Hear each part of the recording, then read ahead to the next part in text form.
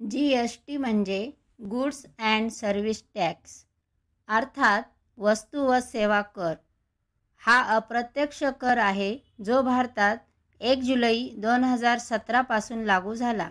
याआधी वेगवेगळे कर जसे की VAT, excise duty, service tax इत्यादी स्वतंत्रपणे आकारले जात.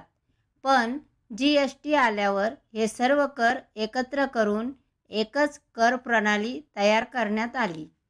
जी.एस.टी.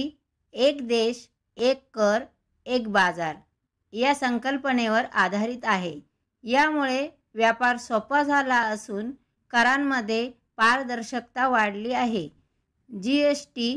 4 मुख्य दरांमध्ये विभागला आहे: 5%, 12%, 18% आणि 28%. वस्तू किंवा सेवेनुसार कर ठरतो. राज्य व केंद्र सरकार मिळून हा कर गोळा करतात. त्यामुळे महसूल वितरण सोपे होते.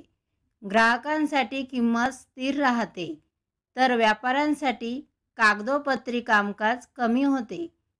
एकंदरीत जी.एस.टीमुळे भारतीय अर्थव्यवस्थेला गती मिळाली असून व्यापार उद्योग सुलभ झाले आहेत.